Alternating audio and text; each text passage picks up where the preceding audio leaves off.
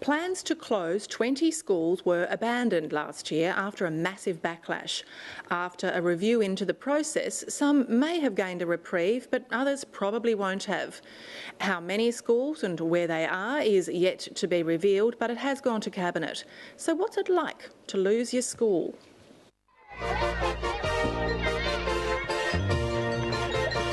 This is no old schoolyard. The playground, buildings, name and uniforms are all new. To begin with, it was a bit of a shock. Explaining to your children and dealing with their emotions and their issues. Very nervous and very concerned, and we went through the whole debate, should we be looking at a private school system or staying with a state school system? Austins Ferry and Windermere primary schools in Hobart's northern suburbs are two new schools which came out of the closure of 4 others. I think any change is hard, and I can certainly understand, and there were certainly parents in our community as well that weren't in favour of it in the beginning, because people like to hold on to what they know, and especially in some cases parents went to the school themselves as a student, and so there's all that history and belonging, and they don't want to let that go. At last is cause for celebration. The process happened more quickly than planned. And we actually did initially intend to have a long consultation process with the community, but then the BER funding was announced, and the Minister called, who was David Bartlett at the time, called all principals in Tasmania to a meeting in Launceston and told us that there would be money available as an incentive for schools to amalgamate. So we actually acted much more quickly than we had initially intended. Principal Jenny Leppard admits they were lucky to get $60 million in state and Commonwealth funding. But even so, it's more than just a beautiful building. It's having greater student numbers gives you greater resources, gives you more staff, gives you more flexibility. So we're able to offer students many more things here in a larger school than we could in a small school. Now the state kitty is empty. It is important that we do provide incentives to school communities if we want to take them on this journey and demonstrate to school communities that there are at times very significant educational benefits to rationalising the way the school system and the way we deliver education through our schools. So we'll be considering that as part of the budget process. The Education Minister says through demographic change, Tasmania is losing the equivalent of one large school of students from the system each year. So every year our school was getting a little bit smaller, and that was the case in all of the schools. Also, most of the schools had really declining ageing buildings, and so we wanted to be able to provide better services for our students. Claremont, Abbotsfield, Roseneath and Mount Faulkner primary schools are now boarded up and on the market. And go to leaving or closing ceremony after closing ceremony after closing ceremony. It was really heart-wrenching for our local community to do that. Christy Johnston is an old girl from the now defunct Claremont Primary.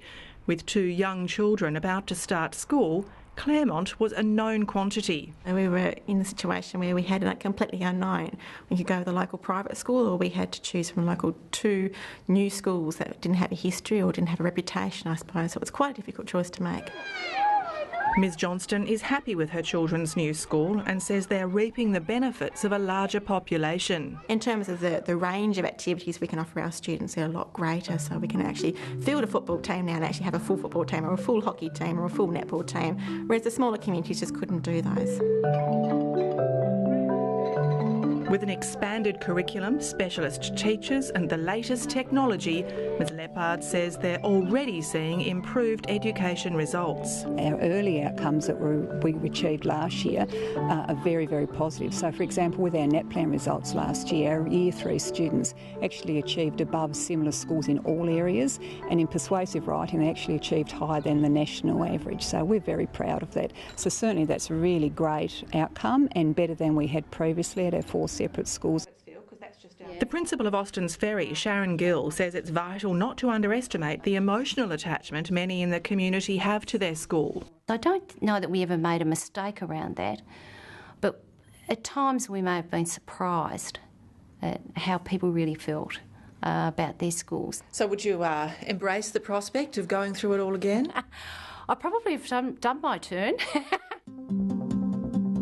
In the past 12 years, the number of state school students from kinder to grade 10 has declined by 6,500. With half-empty schools, the group tasked with reporting to the Education Minister on schools' viability says that equates to $23 million a year being wasted on infrastructure spending. Ms Gill says the community has to put the needs of students first and put nostalgia aside. This isn't just about one school, Roseneath or Claremont. This is about all the children in this community. How can we work together to improve education for all students in the community? I think we need to transfer that to a conversation across Tasmania. Keeping the community informed brought these parents on side. They were just really honest with what was happening at each step. And we got to be very involved in the uniforms and all of those sorts of things. So I guess in that sense we felt part of it as well. We had control. Yeah, the community worked with the principals to formulate the process and to create the schools. It certainly wasn't done to us. Although the Minister insists he's not about to force the closure of any school, the specialist report overseen by Royce Fairbrother was commissioned to map a plan into the future after the aborted forced closures last year. I made it very clear that I regretted and apologised for the hurt and the anxiety that the government caused through that previous process. Can you guarantee that schools that are open today will be open next year? Well, I'm trying to answer it the best way I can for you within the constraints that I have around the Cabinet process. So what I can say to you is that when I announce the government's response to the Fairbrother report, that will deliver, I think, the level of certainty that people are looking for. Will you adopt the majority of the recommendations in... Well, I can't preempt the announcement, Ellie. Nice try. One recommendation Mr McKim has hinted will be adopted is that smaller regional or rural schools that might not meet schools criteria but are vital for the community will be helped. And certainly if there is a government decision, a whole of government decision, that for the sake of a local regional economy or for the sake of social inclusion, that a school that might otherwise close is to be kept open, I think it's reasonable that that money not come from the education budget. It also looks likely that subsidies to transport for students who travel out of an area where there's already a school will be overhauled. It is a large cost to government, and one of the recommendations of the Fairbrother report is to review the student transport system, and we've certainly given that very serious consideration. The government's response to the School Viability Reference Group is expected within weeks.